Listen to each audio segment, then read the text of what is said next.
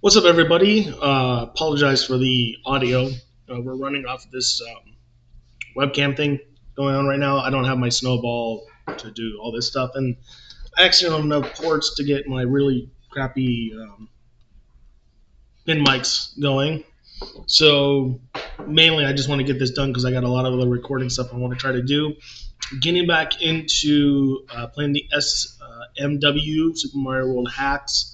I'm going to try to actually finally do the beginner Kaizos and learn some of the techniques that's needed. I did play an intermediate one a year or so ago called the Halloween Islands, single room hack by Grisu, which was a lot of fun. I got to a point where I had to stop, and they were frustrating as hell. I mean, that's what they're supposed to be, but they were a lot of fun, and I was able to do them. So that's cool. Like I don't want to have to try to do all these weird tool assists and all that stuff, but that's what I want to get back into.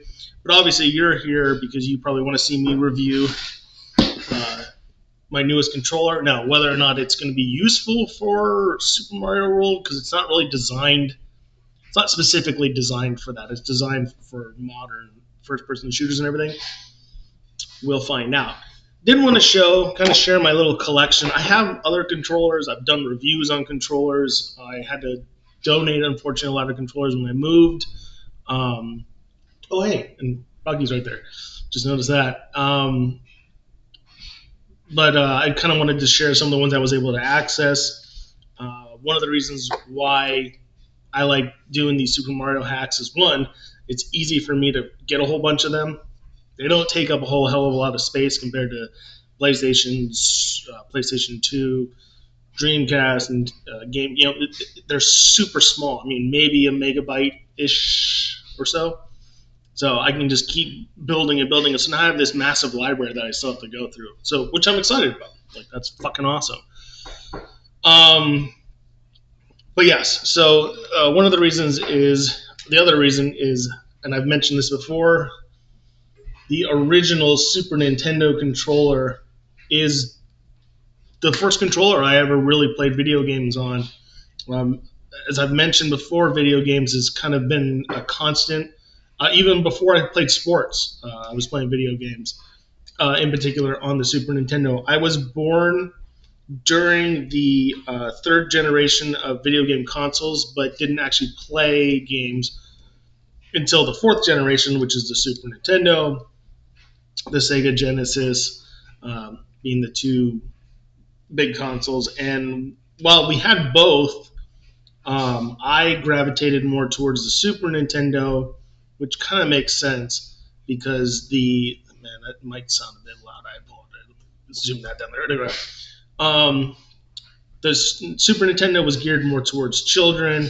The Sega Genesis was geared more towards adults. And I remember my dad and my uncle playing the Genesis quite a bit more, whereas I played the Super Nintendo. And on top of a bunch of amazing games, Sunset Rider, Teenage Mutant Ninja Turtles Turtles in Time. What else? Personally, for me, Vegas Stakes is important because of the connection to my grandmother. Super Mario World was the one that I was jamming on. And yeah, this is the original controller with the bite marks, which I've shown before in another video, so I apologize. But with the bite marks and all, still feels good. Still feels like it would have no issues to this day. I actually have an adapter, which I believe I've done a review in another video and played with this one before. But it is an adapter that you can attach to the original. What is this? The 7-pin Nintendo, and it turns it into a USB, and it worked like a champ. I was able to play emulator games with this. It was awesome, and I believe I have a video somewhere. So if you're curious about that, check it out. If not, post a comment down below and yell at me and saying I didn't do that. I know I did another video for the Circu. I think it's the Circu controller, and it's the same thing. It utilizes this, but I ran it through USB to test it out. I don't know where that adapter is right now. I think it's in a storage container in my room, so it would just take time to do it. And so maybe I'll get to a point where I'll find it again and play this. because there's a really historic Kaizu ROM hack that I want to play.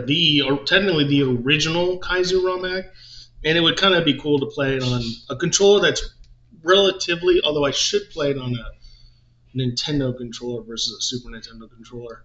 But I have an original one. I don't have the adapter for that. But anyways, but yeah, this is one of my most coveted, if not the most coveted controller, just because it's the original, the first one I tried. Can't use this unless maybe they make an adapter for these. What is this one, like a 15 point or 15 pin? I don't even know if there's a whole lot of computers nowadays you can plug that into. Definitely not mine. But this is the Gravis PC gamepad from 1992. And I actually was messing with it earlier because I was trying to find all these controllers. And didn't realize it didn't have shoulder buttons. But it's actually newer than this. This is a 1991 controller. This is a year or two older. Obviously, you can tell what it's trying to copy. But yeah, no shoulder buttons. The Gravis always came with a little hole you could screw in a joystick, and a lot of them seem to have the joystick snapped off inside there, which is what this one has. The Gamepad Pro, which I'm going to show next, I have two of them, and the one that really started the whole emulator thing was the one that had the joystick snapped into it. I don't know where it is, but I'm pretty sure I didn't give it up. But this one actually doesn't have that problem. So you can see how you would screw, I apologize for the lighting and everything, but yeah, you can screw it in there. But this is the one that started it. And I've never used this. This is still the same industrial taping from the thrift store I went to. This is probably late 90s because you can run this on Windows 95 and 98, but you can use it on a modern computer. That's what I was using to start. Even though it's built like a PlayStation controller, I'm so used to having triggers on the back area that these are really stiff, squarish kind of shoulder buttons. But it's nice that all the 4 shoulder buttons are there. Obviously, no analog sticks. Yeah, I mean it's a solid, basic. If you want to get into, they're cheap too. I see them on eBay for like $12. I think I got this one for $4. But there's a lot of them out there. But the Gravis Gamepad Pro is kind of like a rite of passage controller that you would use for your emulators and stuff like that. Especially if you're not playing anything that would need an analog stick. Nintendo 64 obviously would be a problem. Some PlayStation games. So anything past Gen 5 would be possibly a problem with this one. But anything lower than that, I swear up and down by these. These are amazing. And like I said, this is what got me into this whole realm. So I want to share that.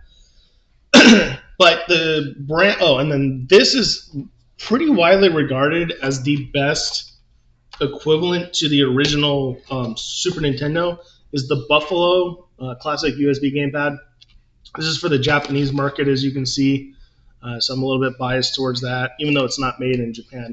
The original controllers are made in Japan. It's not going to show up at all, but it does say made in Japan. Again, I'm sorry for the lighting, because those are the blinds shut, and I still have that much light pollution. So, but I think I've used this once or twice. I bought this during the pandemic, so I believe I have a video on my YouTube channel if you're interested in seeing. I think you can still find these somewhere. I think I bought this off of Amazon. But yeah, this is supposed to be the closest equivalent in terms of the way it feels to an original Super Nintendo controller, but it's USB, which is pretty neat. But the brand that I prefer to use is 8BitDo. You can find this stuff on Amazon. Like I said, the controller I'm doing right now is an 8BitDo, but I highly recommend their products. I started off with this. This is the SN30 Pro USB gamepad. I played Tail Concerto. If you ever get a chance to watch my Tail Concerto series, it's probably one of my most beloved, to me at least, for a whole lot of reasons, series that I did. It's a PS1 game, and believe me, I would have rather have done it on the next controller I'm going to show, for a number of reasons. But this is it right here, and this is wired USB, but it's a Super Nintendo controller with analog sticks and R1 or R2, L2 shoulder buttons. So there's actually 4 shoulder buttons. As you can see, they're pretty thin though, but they are trigger buttons as opposed to being like just straight buttons, which is kind of nice. But playing Tail Concerto on this thing, because you have to use the analog sticks, it is a really tight ergonomic feel to it, and it kind of it backfired on a couple of occasions. I was still able to beat the game with it, and its subsequent sequel, Sorato Robo. But yeah, it wasn't the most enjoyable experience compared to the next controller I'm going to show you, which is what I've been using. I was actually just using it in the last video that I had to do.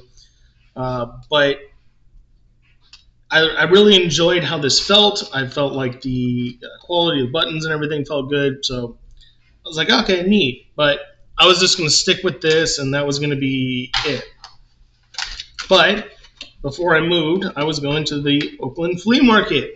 And, of course, because you never actually, I can't remember if this was the Oakland flea market or if this was the thrift store that I found this at. Could have been one of the two. It's either one of the two. I can at least say for sure it's one of those two. This one popped up. Let's close that up. There we go. And this is the SN30 Pro Plus. And this is the Bluetooth model that is shaped more like a PlayStation controller.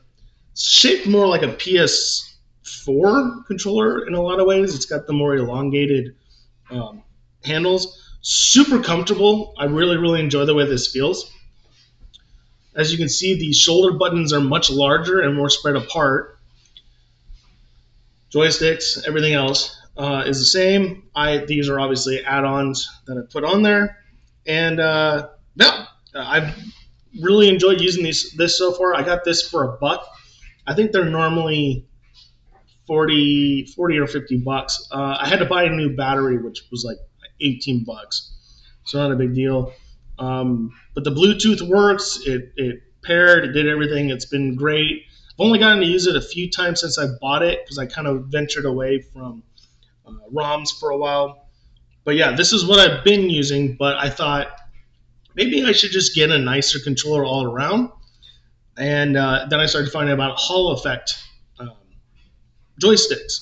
So normally these, I knew I was going to forget the name of that thing. Hopefully this doesn't screw everything up. They're called potentiometers. Potentiometers. There we go. Potentiometers. So these use it's resistance, and it engages the switch and lets you know when you're pointing one way or the other. And what these things will develop over time, and I just put it away, but my excuse me, my PS4, my original PS4 controller has stick drift, so it thinks that it's going like this, and so my character will start. And obviously, I'm facing you, but my character will start moving this way. So like if you're facing anyway, the character starts moving to the right, and it's annoying as hell. And it happens to everyone when you use these controllers. The Switch controllers, I guess, are really having that problem nowadays. You really wouldn't see that with the old school controllers, because like anything, old school stuff is built better. I don't have that problem with this yet. Like I said, I don't know how used it was when I bought it, but I haven't had that problem yet. But that's a thing that can happen with potentiometers. So with Hall effect, you're using magnets, and so it's that resistance from the magnets. When you try to put two magnets together and they start repelling each other, that's what's engaging it. There's keyboards that use this too, which I think is pretty awesome because I'm a huge keyboard nerd. This is my little Bluetooth keyboard I've been using. I would pull out my DOS keyboard that's underneath that. I use my DOS keyboard to charge this keyboard, and then I got another nice frameless keyboard. So I love tactile keyboards, but apparently they make Hall effect keyboards, and it would be really interesting to see how it feels. Should be quiet or quieter and should be smoother feeling, but I love the tactile feedback. Most of us do. But it's supposed to be, you're able to, it'll register softer key presses versus harder key presses and stuff like that. But anyways, this is what we're reviewing. So if you made it to this point, I apologize. Now that we're, oh my God, I have such a bad habit of that. At 15 minutes in, is this. The 8BitDo Ultimate Bluetooth Controller. It's pretty heavy. It's pretty dense. It comes with its own charging port, which is really cool. I'm going to just move these off the table. Pardon me. I'll put him over there. Okay. So I have not opened. I literally just got this. I was about to open, and then I realized I should probably make a video. Someone will watch this. These are 40 something. They're really in, considering the technology. These are actually pretty inexpensive.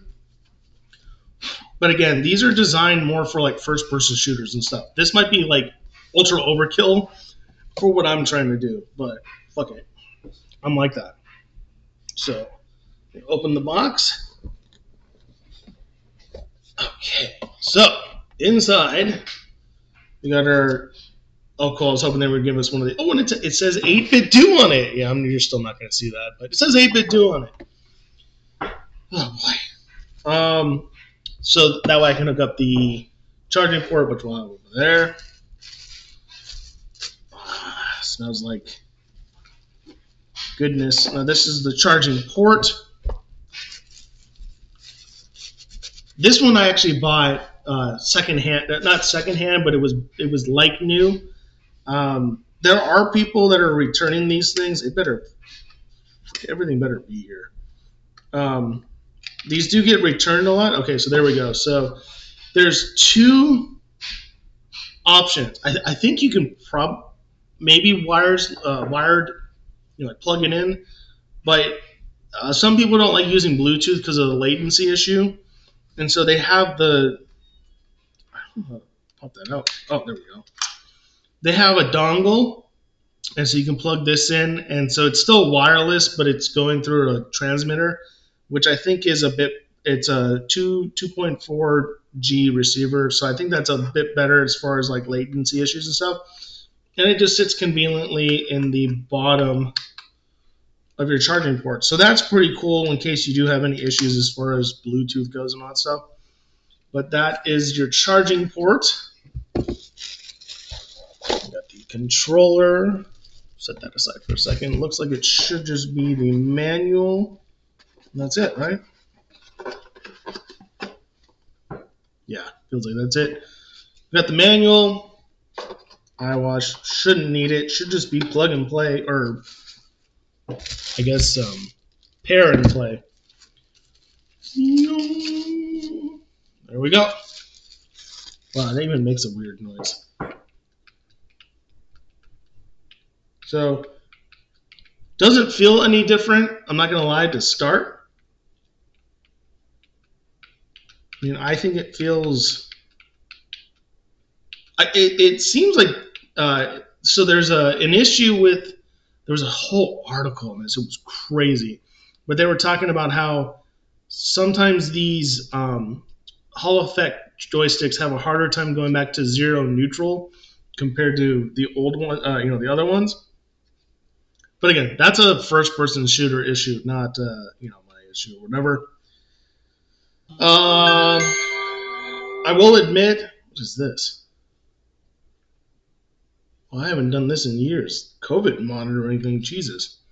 I have to get used to the Xbox kind of joystick design. I have another controller. I think I've mentioned it in another video, where you can actually flip-flop this section. It actually pops out, and you can spin it and then connect it back in. And so you can adjust it between having the analog sticks on the bottom, have the directional pad on top, or like this. Great controller. And it's designed for PS2 and PC. Can't remember what the actual brand name is. Something Tech or whatever. Bunch of buttons up here that I'm not really going to understand what they're for. I think that's more of a Steam thing and all that stuff. But those feel pretty good. They make a version of this that actually has Hall effect triggers as well. But I didn't like that it had the Xbox logo on it because they're trying to market that to Xbox controllers because Xbox and PS5 really don't use this one. And then part of that is because it does last longer and it's all about planned obsolescence and all that stuff. I will mention, just for fun trivia, this is not actually new technology. Apparently the Dreamcast, the Sega Dreamcast, their controllers used Hall effect joysticks way back in what, the late 90s, early 2000s. So if you have one of those lying around, you actually have a 20 or a quarter century basically old Hall effect controller. That's pretty neat. I never owned one. My last Sega console was the Saturn, but pretty cool. And I love the color, by the way. Now, what I'm curious about is I have these. It's hard to. There we go. You have these triggers. I think I'm going to use these for my save states, and then that way I can free up these upper ones. But I have a bad feeling I'm going to kind of like jerk at one point, like freak out about something, and then hit it. But that's kind of what I think I'm going to use those for. But I would love to be able to use a joystick while playing as opposed to having to use the directional pad, but we'll see. Yeah, everything about this feels good. I love the weight. It's incredibly comfortable. Like I could easily play all day with this. And yeah, and so then on the back, that switch right there is just to switch between the 2.4G dongle and then using your Bluetooth. I'm going to switch that. And then, yeah, when you need to charge it, it will, boom, beautiful. Look at that, seamlessness. And it has a nice little magnetize effect, so it does stay on there. It's not going to wiggle around. Oh, I was hoping there's going to be charging it. There we go. I have no idea if it works. So we'll try to do this. This is going to be really boring. You're going to sit there and stare at me for the next minute trying to do this. I need to set up the Bluetooth, though. So before I do that, let me go and access my Bluetooth. If you've made it to this point, you're a freaking hero of the people. And it says it runs on Windows 11, so I don't know if that's going to mean anything. Microsoft Wireless Transceiver. Add a new device? Yeah. I don't think that's what I'm looking for. Pro controller. There we go. That's got to be it. Connecting. Yeah, see, I keep hitting those little toggle things. That could be a problem. If I can't connect with Bluetooth, but I can still use a dongle, I don't. There we go. Device is ready to go. Okay, so now I have two Pro controllers. I have two Pro controllers running right now. That's could be a problem. Let's go to SNES. I'm going to move myself over onto my other monitor, which is over there. And input configurations. Let's do up. Nope. Nope. Okay. Let's do this. Let's just literally shut this thing down.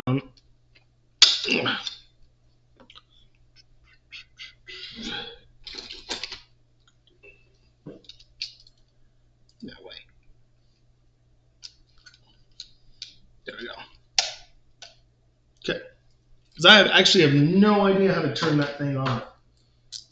There's not really a button that you can use. For that. So that's fine. All right, now I should only have access to this one, right? Share devices. Right, just one, okay. Input.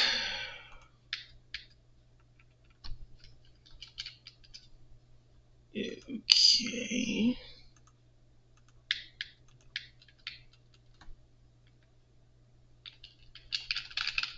All right, that's not working. Let's exit, I guess. Input. Okay.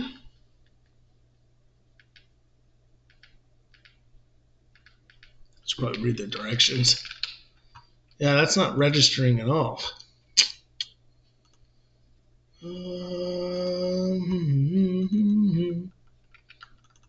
Yeah, that's not registering at all.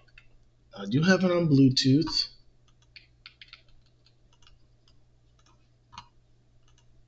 Let me check Bluetooth again. I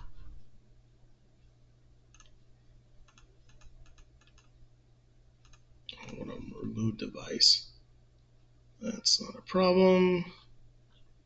Yeah, my input. Wireless transceiver. I don't know what that wireless transceiver is. I don't think it's this. Just didn't want to go there. Okay, let's try Messin and see what happens with Messin. See if Messin reads it. Input. Setup. No.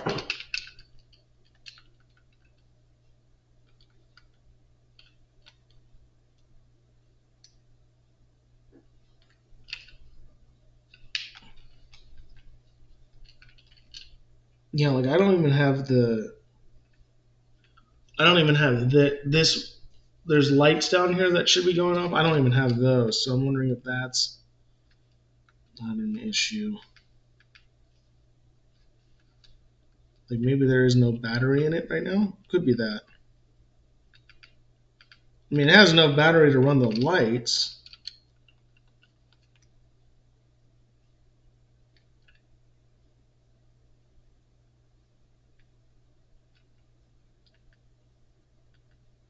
Ah, that's how you turn that on. Ah, there we go.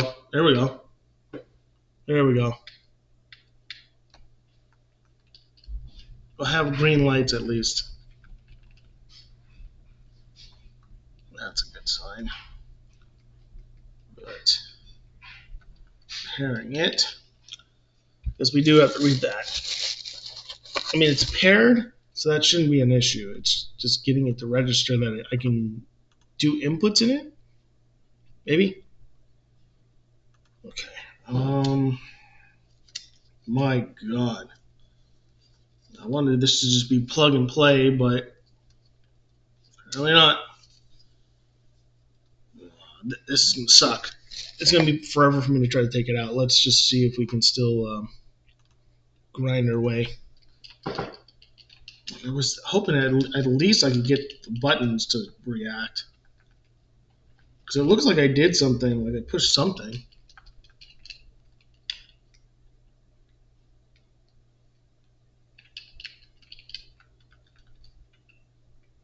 Yeah, see this, to me it's trying to pair.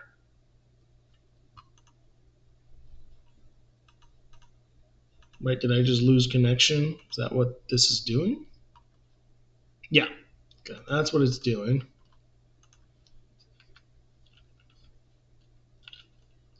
So that's not what we want.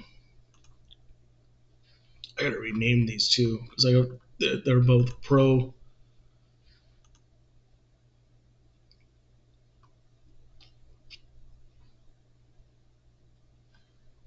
Probably should have checked to make sure this works first. But I wanted to unbox it so you all can see what I'm going through, or listening to what I'm going through.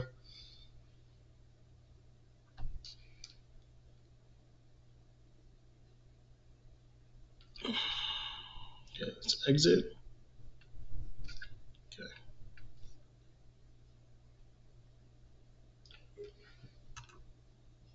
Connected. Connection is really fast. It's just I'm not getting it to register on anything. Okay, let me exit. Exit. Exit that, exit that, exit that. I need SNES to work, or SNES 9X to work. Definitely recognizes the... Yeah, I can't get it to recognize the controller though.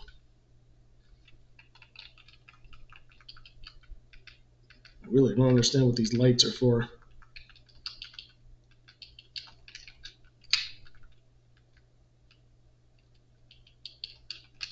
Okay. Let's try the dongle then. Yeah, let's try the dongle. See what happens. I don't think it's a battery issue.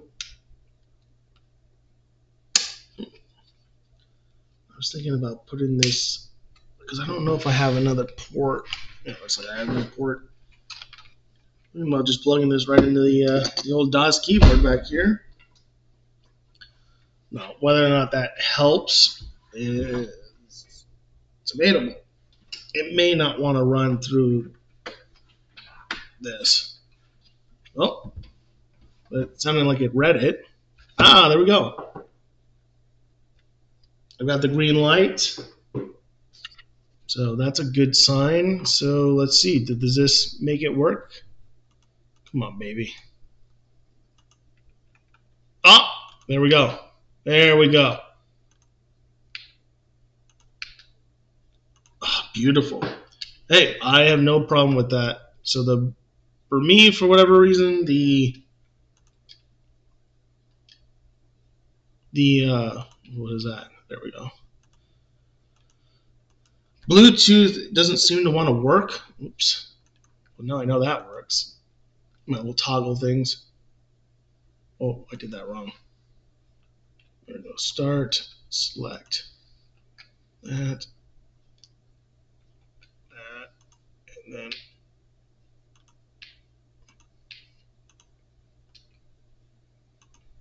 yeah, I don't know if it's going to let me do down, right, and down. I may not be able to do the joysticks, but we'll try it.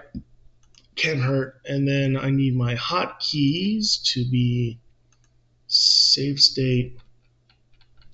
Oh no, it's not registering that. I'm not completely utterly upset if that's the case, but might have to do some research. Oops. Yeah, it's not registering the trigger keys on the back. That's all right. Let's just take that. Okay. Let's do... I'm going to pull myself down here. Window capture can be... well, yeah, SNEX. Put you over there. And we'll just do something basic. How about...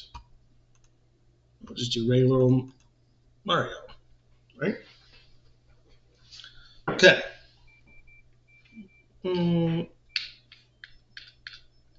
Okay.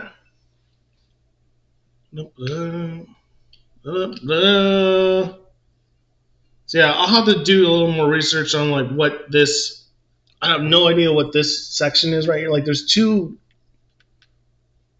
There's three. Well, there's three spots where the lights can light up, and then there's a button right here. Again, that might be a Steam thing. A lot of people use these for Steam. Yeah, I go to Yoshi's Island 1. Let's see.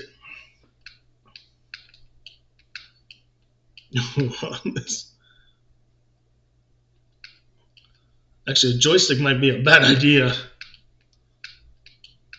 It's so free, you know? Wow, that is really loose. Not in a bad way loose, it's just, I don't know if it's going to really work for this kind of game. But that's cool that it works. Part of me wants to play a first-person shooter now and see how it feels. But I don't know what systems OBS is going to pick up, because I've been having problems with that lately. Oh, you guys can't even hear what the hell I'm doing as far as the game. So, guys, it's got to be weird.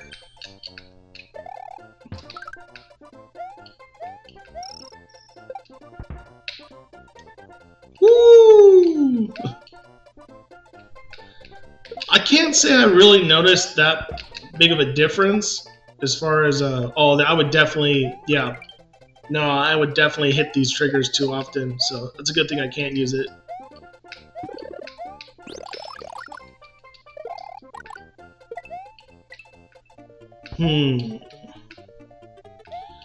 Yeah, I may not use this for... Yeah, 40! Let's go! I may not use this for this kind of specific stuff, but man, for like PS2 games and everything, this is actually probably going to be pretty juicy. Let me try... Let me see how it feels if I do the... Not the hotkeys. If I do the directional pad this time.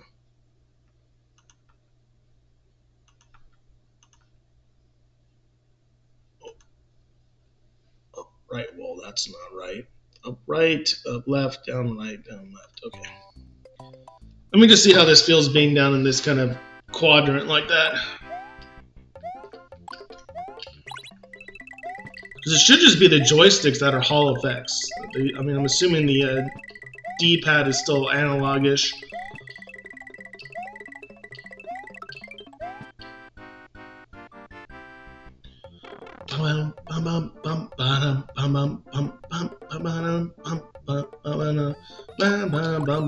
I will never not spin into one of those things. I used to love the Switch palaces. Oh, I love it. Doesn't matter. I always thought, like, why include that one little area with the pool? Like, just let it be a level. Then I realized I hate water levels, so. Alright, let me just try this real quick, see how this feels.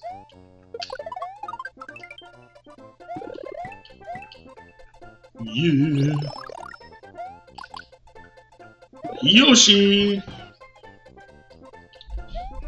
One of the most iconic moments in video games. Yes, thank you.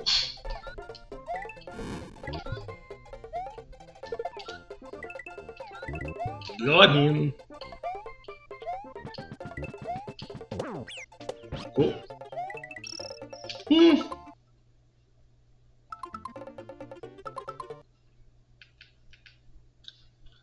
Yeah, I guess it feels all right. I mean, I probably could still use this. I would get used to it eventually. But yeah, all in all, okay, now I know it works. I can't necessarily say I'm bummed about the Bluetooth not working. Like, I really don't give a damn. The fact that it's working and I have my keyboard like way the hell back.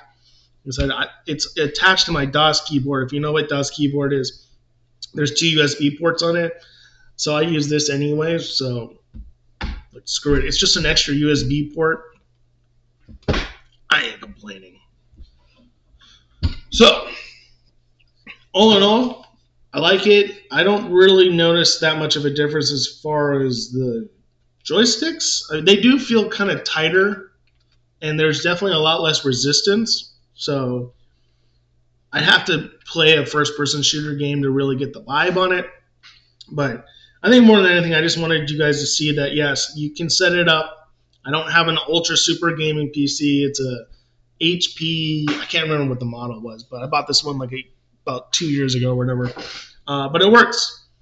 Whether it can work on Bluetooth, maybe if I mess around with it, it will, but I'm fine with the dongle working. That's not a big deal. But yeah, feels good. Nice weight to it. Looks good.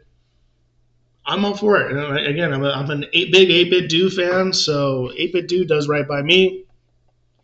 I paid for this. This was not given for free or anything like that.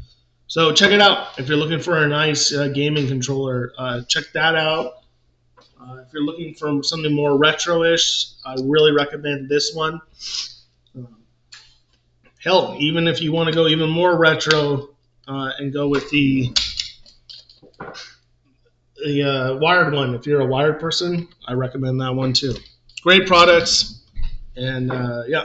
Anyways, I am Alex with Shonen Flow, aka the Crap Big Gamer. As always, keep it smooth, keep it flow. Check out my other videos. I have another video I'm going to post shortly with this. It's a Super Mario World hack that's designed for 4 to 7-year-olds. Was still quite enjoyable to play, even as someone that played in the past. But it definitely does what it says it's supposed to do. And I'll be posting other stuff hopefully in the near future. So if you're interested in this kind of stuff, stick with me. Leave a comment if you want to. Yeah, see y'all soon. Until then, bye.